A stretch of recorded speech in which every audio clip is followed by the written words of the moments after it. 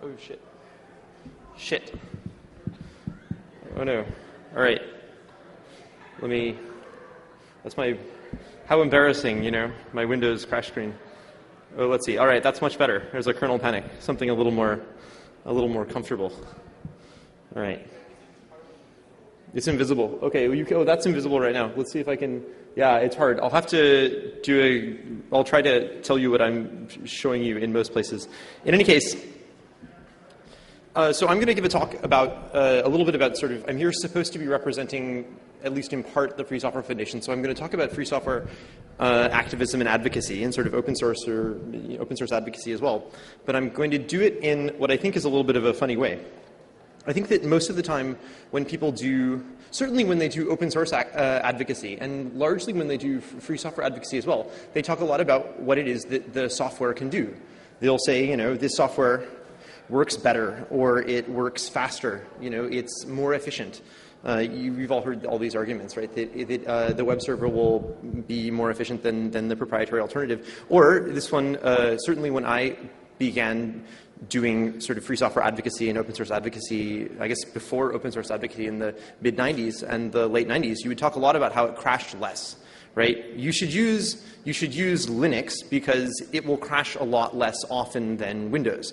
And I mean, I guess it was true. And it won a lot of people over, but I'm not going to talk about that at all. And I'm actually going to talk about exactly the opposite. I'm going to try to make the case for free and open source software, or make a case for free and open source software and for freedom more generally, by talking not about the way that software works, but about the way that software doesn't work, about errors, about breakage, and I'll talk a little bit more about that, and not just the way that free and open source software doesn't work, but the way that software in general doesn't, and what we can learn from that. So I'll give you a little bit of an overview. The first thing that I'm going to do is I'm going to sort of describe a problem that I see that I'm beginning to believe is perhaps the most important problem that free and open source software faces, which is basically the inability to, a demonstrated inability to communicate effectively with people who are non-technical, to sell the free software, the open source message to everyone else in the world. And then I'm going to argue that that problem is largely connected to the fact that technology, and not just free and open source software, but also free and open source software, is invisible, or primarily invisible, that we don't see it. And then what I'm going to do is I'm going to talk about how I believe that errors, how software errors, problems, are a way that we can reveal technology and through the process, the power that technology has. What I'll do is I'll sort of then walk through a set of examples that I think sort of illustrate this point, a set of errors, a set of mistakes, technological errors, and hopefully in the process sort of entertain a little bit, because I think that some of them are a little funny. And then what I'm going to do is I'm going to conclude by bringing it back to sort of free and open source software and what it has to say. So I'm sorry that you can't see the slides up here, but I'll do my best to sort of do that forward. So first thing first, I'll sort of lay out the problem, and this is the free software definition, but that's not the problem. At least I don't believe that the free software definition is the problem. So I mean, this is an audience that's a set of people who are familiar with open source, with free software, so I don't need to spend too much time telling you what it is that we're trying to do. But there's the abbreviated sort of definition, because I wanted to make a point that this idea is that software is the freedom to use, to modify, to copy and distribute, and to collaborate on software. And what I want to point out is that the freedoms, these enumerated freedoms, are unlike the work of a lot of other organizations. For example, for Creative Commons or a set of other people, which are these are rights for users of software, right? In that sense, the free software definition and the free software project is an incredibly user-centric project. Now, open source, I think, is actually a lot less user-centric, because we're talking about the qualities of the software, which will sort of be attractive maybe to developers, certainly to manufacturers, and maybe to people who are buying it. But to a large extent, both free software and open source are incredibly user-centric. So that's one place to sort of begin. Now, developers, of course, have all of these freedoms as well, because insofar as they're user developers of software, they want to use it.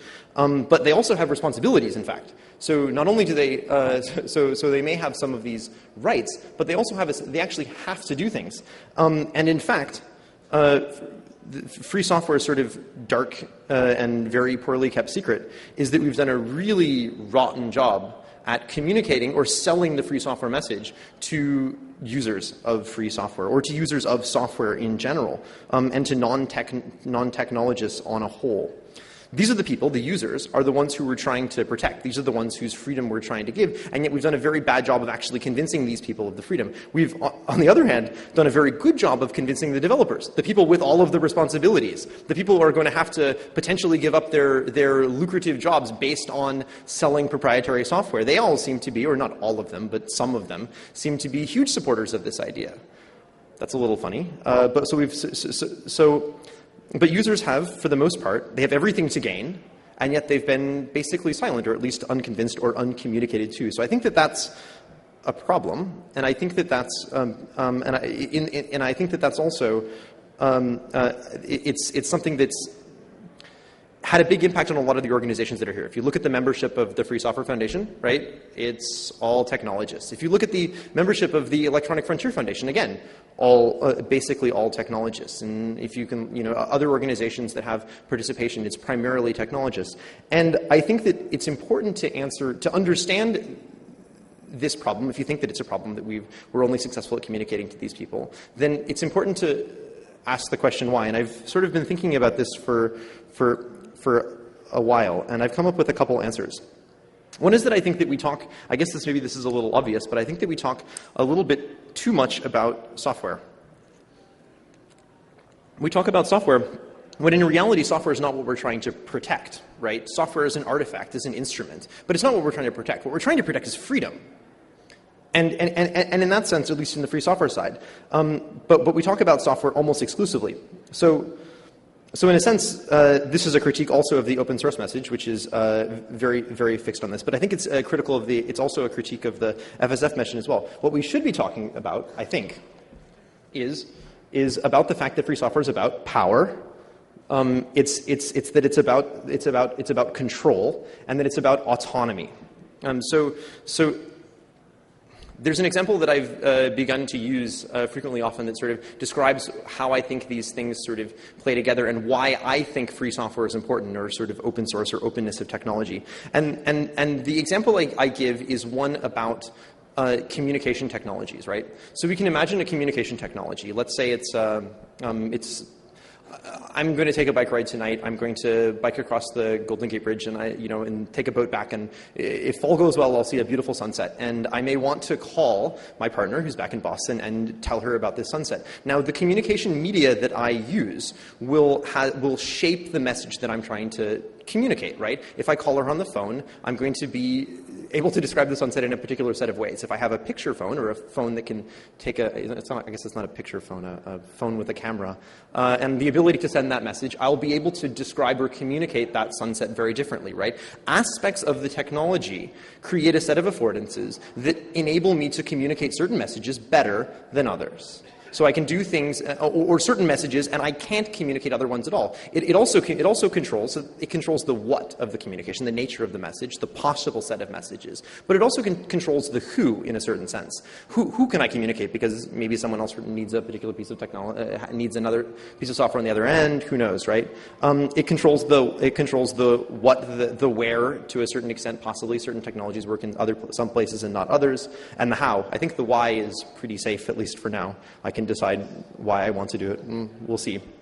But the important point here is that these technologies, these communication technologies, are intermediating. They are mediating. They are mitigating every message that I'm communicating. They're defining in real ways the possibilities, the possible communications, right? They're controlling, they're filtering, they're mediating, and in that process, they're defining in very explicit ways what I can say, how I can say it, who I can say it to, all of us, right? This is what all technology does. Now, free software, for me, is not about software, really. It's about control. It's about autonomy. It's about the ability to make those decisions myself, or for the people who use communication technologies to make decisions on how they want to communicate, because otherwise they don't have autonomy. They don't have control. They don't have power, right?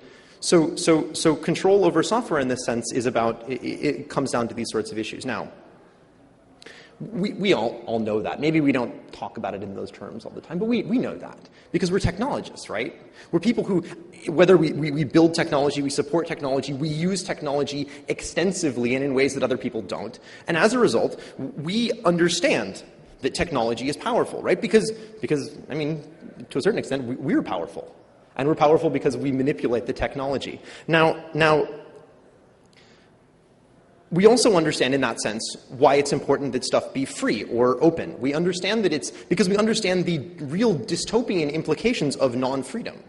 We understand that in a situation where Microsoft or the government or someone else gets to define the way in which we communicate, that's not good for our ability to express ourselves freely, for a whole sets of things. So we have an understanding of that, but it's because we understand that the technology exists, and it's because we understand the technology. Now, the reason that groups like the FSF and the EFF, who are both talking about control over technology, are able to successfully communicate a message to technologists is because technologies understand the power of technology. So I guess it's less surprising in that situation that it's more difficult to communicate this message to non-technical people because they don't understand that technology is powerful, much less how or why it's powerful.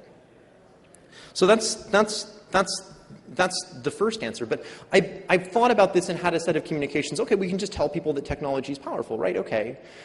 It also falls short because it's actually our problem is much worse. Our problem is not just that people don't understand that technology is powerful. The problem is that in many situations, non-technical people don't understand that technology exists.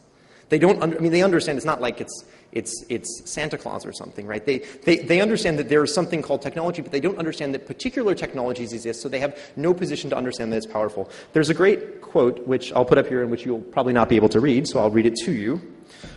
Which is a quote from Mark Wiesner, who is the head of the computer science group at Xerox PARC, and he's also the person who started this. He was sort of responsible for the birth of what's called ubiquitous computing. So that's kind of relevant. This is the idea that we'll put computers in lots of little spaces in lots of little places, and people will be able to communicate and interact in a very seamless way. So he says, "A good tool is an invisible tool. By invisible, I mean that the tool does not intrude on your consciousness. You focus on the task, not the tool. Eyeglasses are a good tool. You look at the world, not the eyeglasses. The blind man tapping the cane feels the street, not the cane. Of course, tools are not invisible in themselves, but as part of a context of use. With enough practice, we can make many apparently difficult things disappear. My fingers know VI editing commands that my conscious mind has long forgotten, but a good tool enhances visibility." So we can argue about the VI part. That's fine. But I think that the point is that the eyeglasses metaphor, we can leave that, right? We can leave that intact.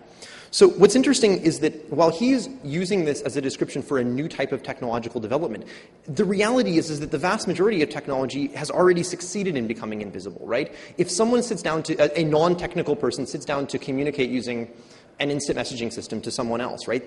They believe that they're talking to an instant messaging system, and yeah, sure, and someone else gets it, and it gets there somehow. Yeah, they understand. They have a cable modem. Yeah, they understand things. But there are hundreds of computers. There are hundreds of different technologies that are involved in transmitting that message, and they don't see any of them for the most part. There are people who are manipulating, computers who are reading. There are people who are processing that information along the way, and most people don't see them at all. The reality is that most technology is already invisible, and this is hugely important because it's hugely important for advocates of free software, because it's a huge problem for advocates of free software or control over technology, because you can't say, you know what?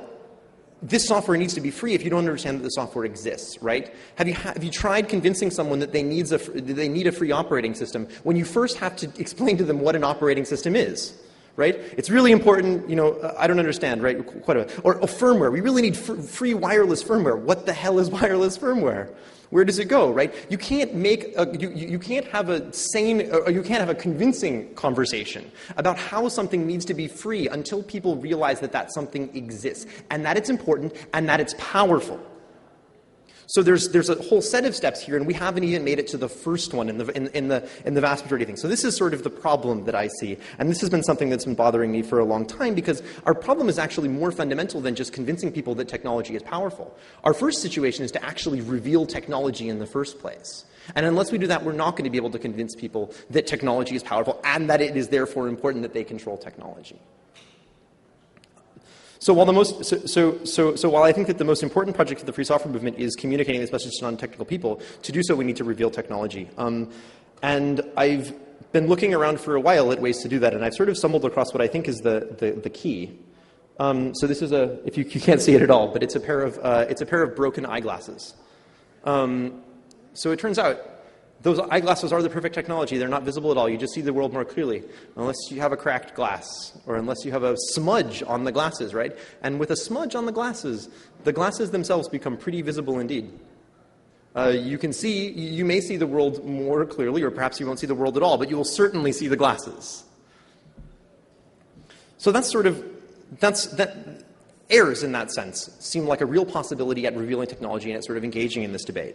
And so that's sort of what I'm going to spend the rest of the time talking about. I believe that errors are like, they're like the dorsal fin on the shark, right? We see the blue screen of death can be the Microsoft, can be the dorsal fin on the shark that is Microsoft Windows, right? They can be the tip of the iceberg. And they can be, in that sense, opportunities. Opportunities, places where invisible technology becomes visible, where we can start a conversation about, where we can reveal technology to discuss and sort of help talk about power and technology. So what I'm suggesting here is a method of discussion, conversation, evaluation, a way of looking at technology around us and of communicating technology to other people. I'm talking about revealing errors, which is sort of the nature of the name of this project. Revealing errors as sort of in both meanings. Both revealing errors, revealing the adjective, meaning that we're going to look at errors that reveal technologies, but also revealing errors where revealing is a verb. We're going to reveal the errors themselves as a way of doing that. So we're going to show off hidden technologies to demonstrate the power of technology. So you're going to not see these pictures, but I'll place them up and you'll have, you can look at them, I guess, now. This is a picture of an ATM with a blue screen of death. This is like a really, it's a lot of fun. And it's not quite clear because it's just sort of the blue screen of death, but you can actually go forward. Here's another ATM that's also crashed. It has a little Windows dialog box on it. And the dialog box says, what does it say? It says, "These copies of Windows must be activated before you can log on. Do you want to activate Windows now?" And then if that's not quite clear enough, here's a third picture of a crash of an ATM with a Windows 2000 start screen, Windows 2000 professional start screen that's crashed it's not quite loading all the way. So I mean, who here has seen a crashed Windows ATM? Probably most people. Who took a picture of it when you saw it? Right, so if you go to Flickr, there are hundreds of them, right? People see these things all the time, and they take photographs of them, and they're like weird air ATM pornography. People have them all over the place because people are shocked. And you know what? It's not just technology people who take pictures of this, because seeing an ATM that's crashed and running Windows is this, oh my God moment, right? My ATM runs Windows. I gave that thing my bank card yesterday, and it runs Windows. Now, you don't have to be technical. You don't have to hate Windows for other reasons, because the reason people are worried when they see this is because they run Windows at home, right? And their computer has viruses, and their computer crashes all the time, and they've almost certainly lost data on their Windows computer at home, right? And you're about to give this thing controls your money, and it loses data. This is this is perfect. This is exactly the place where this ATM was running Windows every time that it was running.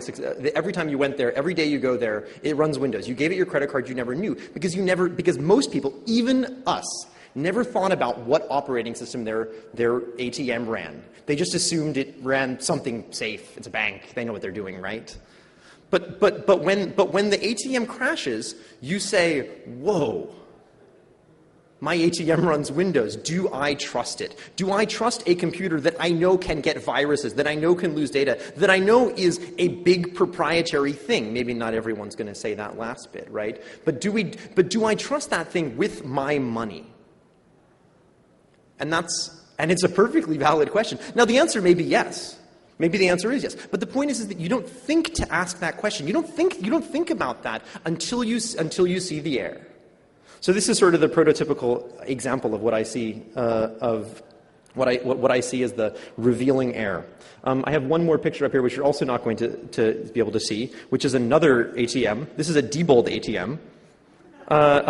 There's actually quite a lot of them. This one is also running Windows, and it has a screen that's popped up that says, "Welcome to the found new hardware wizard." Apparently, the person who installed the card skimmer forgot to install the driver. Damn it. Yeah, whoops. So in any case, I don't know what was going on there, but that's very frightening. Again, an example of a simple error that was able to reveal quite a lot. So I'm going to continue on, and I'm going to show a few more different types of errors before I sort of swing around and sort of get real explicit about how this connects to free software again. I've got basically four types of errors that I'm going to show. The first is errors that reveal hidden constraints, right? All of our communication is constrained. We don't notice it. It's like the telephone that I'm communicating the sunset. We don't always think about the constraints, but they're there, and sometimes they're very thought through. The second thing I'm going to talk about is errors that reveal the values of the people that create them. There are lots of these as well. Situations where an error is able to show off something that we didn't maybe assumed we didn't know about. The third thing that I'm going to talk about is errors that reveal intermediaries, people that are in the middle the whole time, that are processing our messages, that are reading our messages, that are doing things to our messages that we don't think about, that we don't see the vast majority of the time. And then the fourth thing that I'm going to talk about in the final group is errors that reveal that give us windows into closed systems, that sort of break abstraction, that show us into proprietary systems, and we get to learn a lot from them in the process. So the first example, maybe you can read this. Yeah, you can read a little bit, maybe. These are errors. Does anyone recognize? Guess what this could be? So, meet of after dinner. Meet of after dinner. Does that sound familiar? So this is an error that, yeah? It's predictive text, yeah. So there's a technology called T9, which was made by a company called Tegic, which is now called Nuance. I guess they were purchased, which produces these things on your mobile phone that lets you type in little messages, and you just type the numbers, and then it maps it to a word. And what it has is a database of words in whatever language you're writing, in this case English, and the frequency that it is, so that you're more likely to use one word than another. So these are all real messages that I've received. The first one says meet of after dinner. It's of course supposed to be meet me after dinner. So it turns out that if you type 63 on a numeric keypad on a telephone, it maps to several words. One of them is of. One of them is me. It turns out that of in English is used more often than me. And so, as a result, if you are typing very quickly and you type meet me after dinner, it will say meet of after dinner. Now, it's impossible that anyone would make that mistake outside of a predictive text input. That's how you were able to know that this was a predictive text input thing, because certainly typing on a QWERTY keyboard, you can't mistype me as of. It's the nature of the system makes it easier to communicate certain messages. People using predictive text inputs are more likely to spell out full English words, or full Italian words, whatever language they're using, than they are to do that kind of text speak thing, because it's easier to write it using this system. Every system has affordances, right? Another example, it's ponying at home was one that I have. Somehow, using whatever text corpus they use, the word ponying was rated as more frequent than snowing.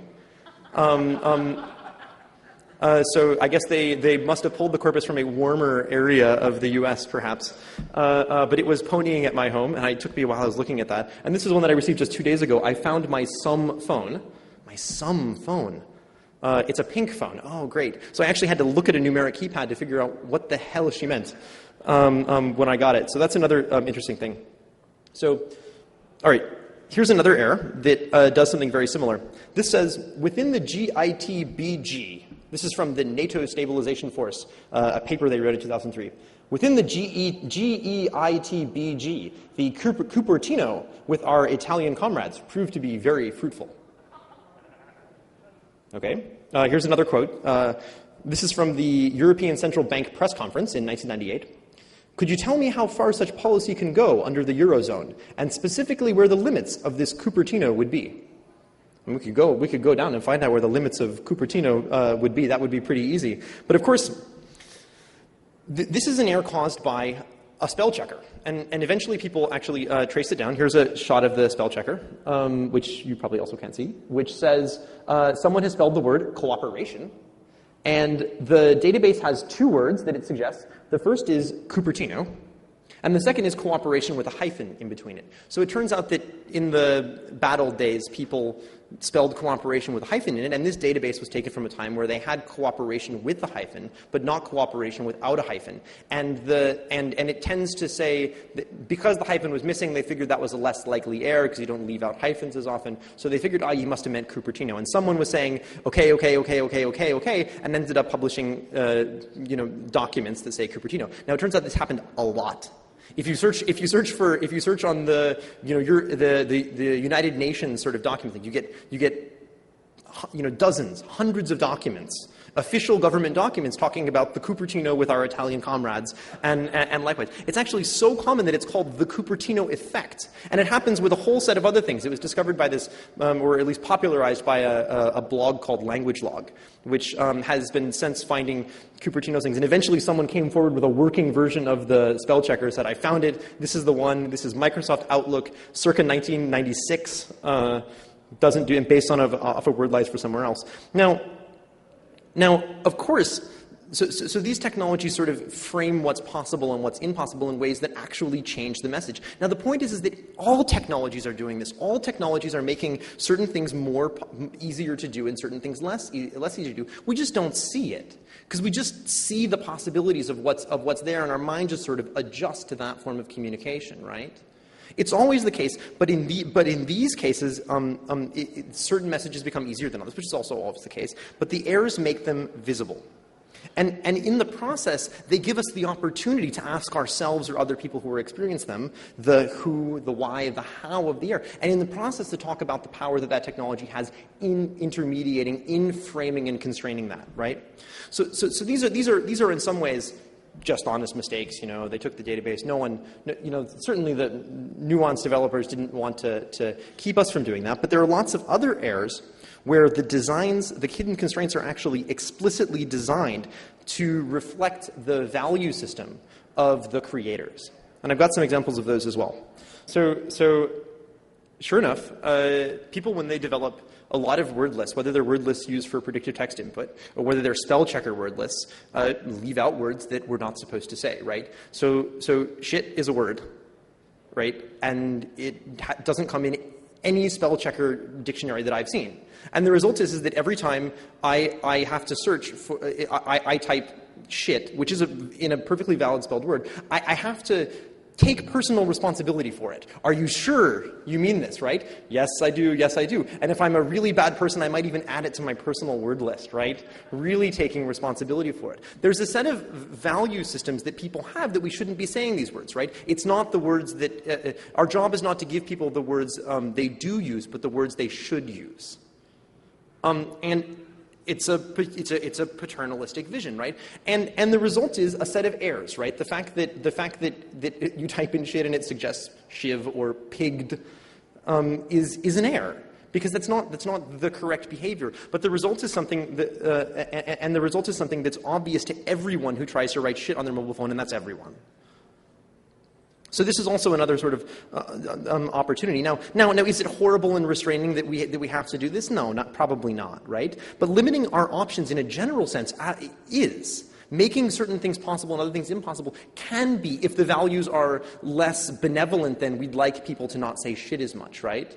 Sometimes the values are actually a whole lot worse and a whole lot more dystopian than that. So sometimes the values are even more explicit than that, Here's a little icon that you can't read. This is a dialog box that says, a runtime error has occurred. Do you wish to debug? Line 347, error, the variable shitty, i.e. needs this, is undefined, right? All right, okay. There's an error that really quite explicitly exposes at least one of the values of the users. It's not going to work with IE, and it's going to swear at you for using IE in an accidental way. So sometimes decoding the values is a little less difficult than maybe it was in other places. But the point is that this idea of limiting the options results in errors, and through those errors provides a space where we can begin an analysis with non-technical people and begin an important conversation. So I'll move on. Here's something that you won't be able to see very well. It's a search result from Apple's website, and the search up there says it's for Apple. It's actually not a search for Apple. It was a search for Apple script. I went to their website and I typed Apple script and I tried to search it and it changed my search for Apple to a search for Apple, from Apple script to a search for Apple. As you can imagine, a search for Apple on Apple's website, not particularly useful if you're trying to find out about Apple script. So what's going on here, after puzzling through it a little bit, is this is let's say, an overzealous cross-site scripting protection system. It turns out that lots of people will try to input data into websites, which then can be used which will put in little JavaScript, which will then, when people go and view the same page, they see the JavaScript and they can, have secret cookies compromised. Lots of bad stuff can happen, right? So and the way you put JavaScript in is you put little tags that say tag script end tag, right? So Apple said, we'll stop this by just removing every instance of script from input. And if we do that, then there you go. People will be safe. Sure enough, they'll be safe. But in the process, they've created an error, which I didn't. In trying to figure this out, I learned a lot about cross-site scripting. So I learned about technology, but more importantly, what I learned about was a mediator. I learned that there was someone, it was Apple, right, had installed software that was actually parsing every one of my messages. Now, of course they're doing that. They're always parsing messages, right? Who knows what they're going through? Who knows where they're logging it? But I can start to think about those questions because I see the intermediary, because these intermediaries who've always been there are now visible because of the error. Because of the error, which makes it impossible to find anything about AppleScript on Apple's website. So now we get a little bit of the picture. Sometimes the intermediary is incredibly visible. Here's a picture of, you can't see it very well, but this is a picture of a scanned photo from Google BookScan that has a picture of the person's hand right there. They managed to accidentally scan a picture of their hand in there. So that's the intermediary, right? There's a person whose job it is to take the books and who can do a better or worse job, could, if they choose to, change the nature of what's scanned. There's a person who's between me and my information who I don't get to see except when they leave their hand in there, and I get to see a picture of them right there. It's kind of a cute picture. She's got nice pink finger condoms on and big nails. It's kind of cute. So that's a really explicit picture of the mediator, but it sort of gets at the same idea. Sometimes errors can give us views into closed systems as well. So this is the sort of the final example before I come back to free software, and hopefully we have a little bit of time to talk about this.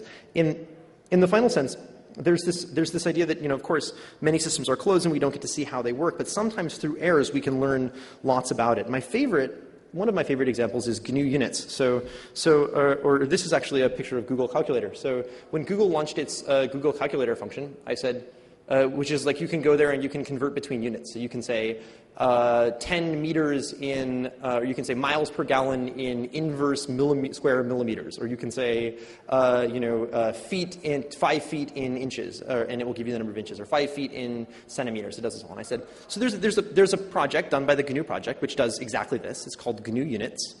It's pretty simple. And I said, wow, this sure seems a lot like units. I tried a few of the sort of weird, more idiosyncratic unit notation. It sure worked.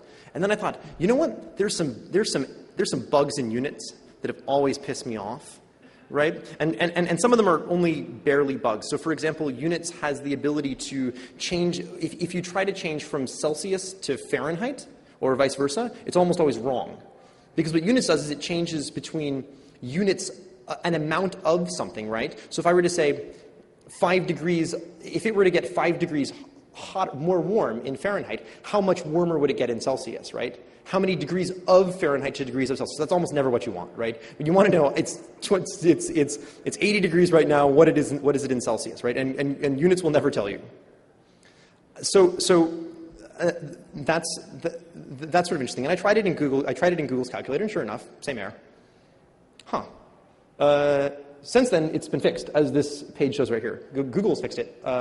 GNU Units has not. GNU Units remains, does it in the old way. But in a sense, I was able to learn about the way that it worked. Now, of course, if someone writes a perfectly working unit system on both sides, then it's hard to tell. It's hard to match it up, right? But I was able to get view into GNU units by looking not at the way that it, or into the fact that they were using GNU units in Google Calculator, or perhaps just implemented it in exactly the same way. That's possible too. Through the way that it didn't work consistently. Another sort of example is places where you see source. This is another debold voting machine, a debold ATM, and this is another example, but this error actually, in addition to not just showing you a Windows crash screen, it's actually showing you the traceback. So it's saying, so you actually get to see significant chunks of the source code of the thing that it's working there. You can look at you can see the variable names, you can see a whole bunch of things. It says object reference not set to an instance of an object, and it gives you the full traceback there. Interesting, right? So sometimes you get errors that actually let you see the code itself. My favorite example of this was from MIT in a lab that I worked in. This is before I was there. There was a person who had a piece of community software that a lot of people would use, and it would show who else was logged in. And story goes, I've been told he had a girlfriend, broke up with a girlfriend, had another girlfriend, and the first girlfriend he's talking to her says, I'm so upset about this. Every time I see her name on the list of logged in users, I get upset. So yet another person walked in the next day and was like, oh my God, I've seen something I never should see. And it turns out he'd made an error when he made a patch to the software the next day, and it said error in the code, syntax error this line, and it said if username is name of old girlfriend, don't show the name of new girlfriend in the user list. Whoops, right? But in that sense, errors in code can sometimes actually let you see the code itself. And then my favorite example of this is something that I found out of. I was looking at Facebook's. They've got a place where Facebook puts up the patches that they share with the free software community, with the open source software community. And they have a web page where they have these patches, and they have a lot of patches to Apache. I guess appropriately enough, they do a lot of stuff with Apache. And one of their patches was called Source Protection. I think it was called Source Protection, something like that. I said, that's kind of weird. I wonder what they mean there. And it turns out it's a patch to Apache that keeps them. So they're contributing to the open source community, a patch that keeps you from distributing source code to your application. Kind of weird. So it turns out that Facebook, I said, that's weird. Facebook must have accidentally distributed the source code to their application. Sure enough, they did. Twice. 2 different times. And the second time, it was a bit of a problem for them. They found a couple lines of code people were able to get access to the code, and they saw some stuff when they had a view through this error and this accidental exposure, some things that made them a little uncomfortable. Here's a line right here that says monitor, array, a number.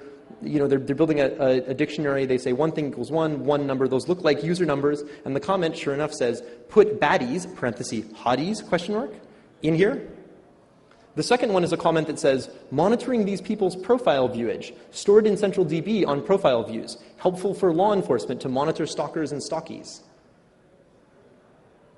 Whoa. And a lot of people were upset about that. And so Facebook's response is to ensure that they never let anyone see into their black box again and to help other people in the process from seeing them into their black box again. But of course they're going to create errors, and of course people are going to see things. It may not be directly through source code, but they will learn how it works through the way that it doesn't work. And in that sense, this error and other errors like it and all of these errors provide an opportunity for people to understand the nature of their software and to understand the real power, the very explicit political power that Facebook and that all producers of technology have, right? This is a place where you can begin to have a conversation about the power of technology. All of these places, to a certain extent, are places where we can begin to have real conversations about the power of technology to people who don't understand technology, because the power right here is visible. It's the power to track hotties or baddies or stalkers or stalkies and to work with police in ways that are all about real power.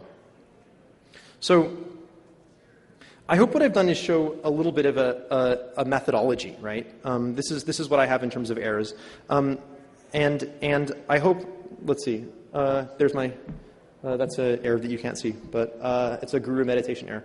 I hope what I've done is I've shown a methodology, right? It's the idea that errors are useful because they're everywhere, and through the process, I hope revealing, right? When you break a black box, you break abstraction. This is something I was talking about earlier today, that computer scientists spend a lot of time thinking about building abstraction and keeping people from and encapsulation, and all of these concepts which are about hiding information from other parts of the system, and in many cases from the user, right? Simplifying things and hiding the technology from the users. And for the most part, we're successful in doing that. But the result of that, in some cases, is a lack of knowledge about the way things work that keeps us from having a politics about the way things work. And what we're doing in the free software community and in the open source community is politics. Errors are a way of breaking this abstraction, a way of breaking these metaphors, a way of breaking this encapsulation, and of providing a space for us to start a real conversation. The errors that I've shown, I hope, can also be funny in addition to revealing, and in that sense, they provide sort of a hook to get people to listen. Right? People like photographing broken ATMs. I don't know. It's maybe just this like human attraction to failure. We like watching it. I don't know. But it's a big deal, and it's something that we like doing.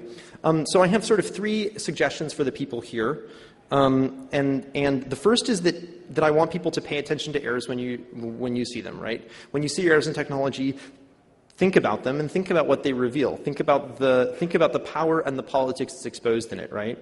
Think about the impacts of closed and controlled code. The second thing is to use errors as a way of teaching people and of starting these conversations that we're not having enough of with non-technical people, right? And then the third is completely selfish. I just want, when you see good errors, when you snap pictures of them, just send them to me. I have a blog called Revealing Errors at revealingerrors.com, and I'm trying to take examples of errors and then to talk about what the technology reveals and what the politics are around them. And I hope at some point to do a book, which will not be for free software people, but for everyone else. It's a book about the power of technology and the politics of technology and about why it's important that we control it. But it'll also hopefully be a little entertaining because it talks about errors. So I'll end by talking briefly about what I think is at stake, which is, So Lawrence Lessig wrote this book, Code is Law, his first book, and by far his best, which is about the power and control that technology has. It's about the fact that coders are. It was very popular with coders because he said something like, "Coders are defining the way people work," which is like gods. Lawyers are also a little bit like gods because they're making laws.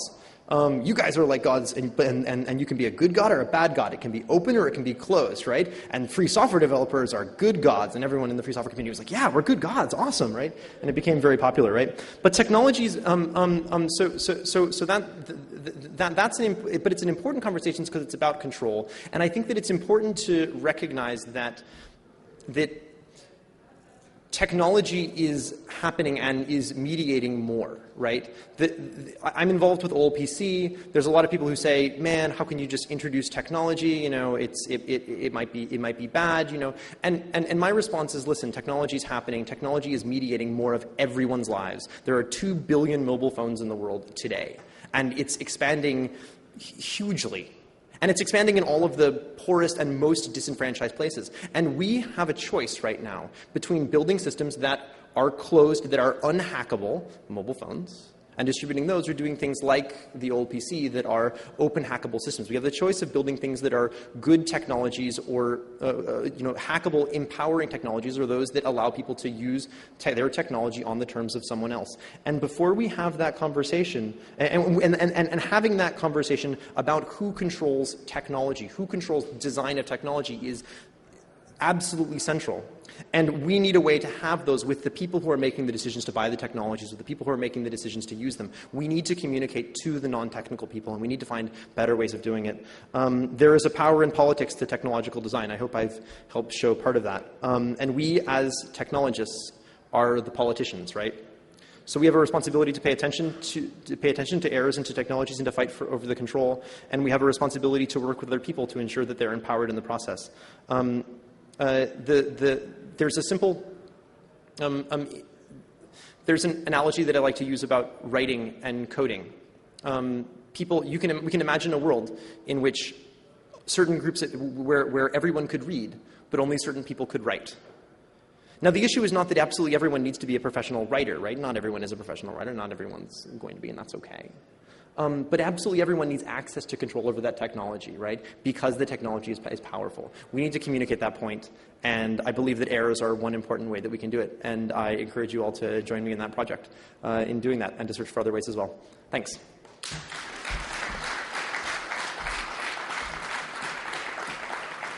So I guess there's time for a question or two, if people have them.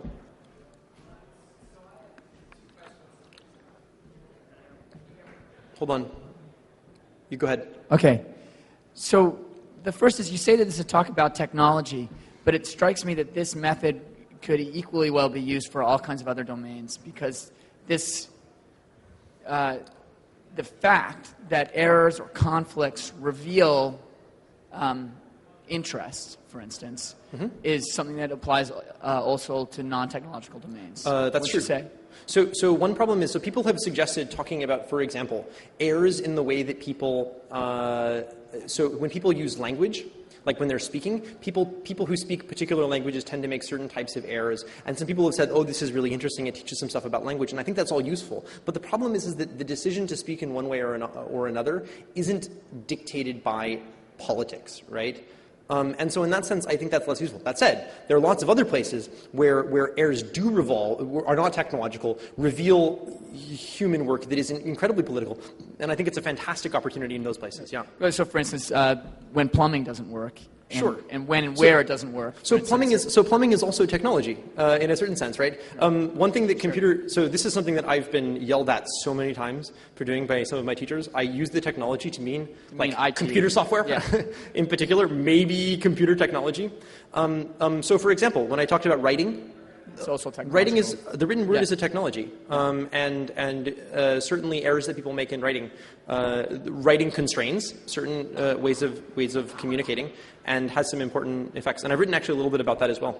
So the second question had to do with your broader point about autonomy and the importance of autonomy. And it seems to me that to live in any society, but especially to live in a complex society of the kind that we inhabit, restrictions on autonomy are ubiquitous. Right. Sure. So when you want to convince someone to use free software, for instance, it's not enough to suggest to them that they're reducing their autonomy by not using free software. You have to tell them that the reduction in autonomy is a significant or an important one. Sure. Right. So it's a different. Having metaphors are really useful for this. People have talked about this with DRM. How do you communicate to people that DRM is bad? Right. It's hard.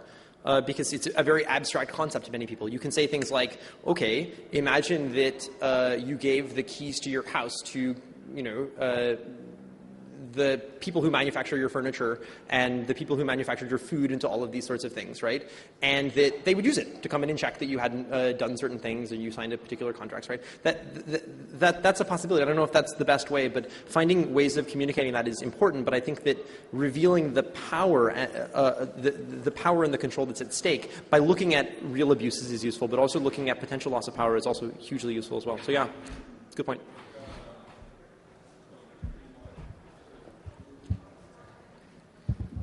So Professor Ed Felton recently posted an interesting error, which was the report tape from a voting machine where 60 registered Republicans managed to cast 61 votes for Republican candidates. So an ordinary person is going to look at this and say, there's obviously some kind of a mistake in here, but how would I know that a free software voting machine is going to be less likely to make the same kind of mistake when it's just another incomprehensible system written by a different bunch of computer programmers? What's the lesson for ordinary people? So maybe the answer isn't that a free software system would not have an error, but that if it were a free software system, we would be able to understand how the error was created. We'd be able to reproduce it if we had some record of input, and we'd be able to see if the output came as well. That we'd have more control, or the voting commissions or whatever the sort of officials would have more control to audit, to understand, and to evaluate and test these systems. And that certainly is the case. You don't have to talk about you don't have to talk about it as free software, but you can talk about the fact that, listen, any system, right, whether it's free or not, is designed by people, right, who've made a set of technical decisions which we hope are in our best interests as the users of as the users of the technology, right? And it's a mistake to say, wow, this is a well-constructed voting machine. It seems to be good. It must be secure, because I don't think it's going to fall apart or something like that, right? There's a whole set of decisions, many of which we can't see or understand, that have a profound effect on the way that a technology is used. And in this case, insofar as the machine is used to build democracy, on our democracy. Now, we can either do it in ways that are completely at the whim of a small set of individuals, or we can do it in a way that's controllable by us. I don't know if that's going to resonate with other people, but if not, then we need to figure out more ways. But I think that if you look at people in the voting technology community, they've successfully used error. Their best. The reason that they're successful in places they are is because of the ways it's screwed up, right? If every electronic voting machine worked perfectly every time, made great votes, and had no irregularities, we wouldn't have as strong arguments against them. It's the places where they don't work that give us the greatest opportunities.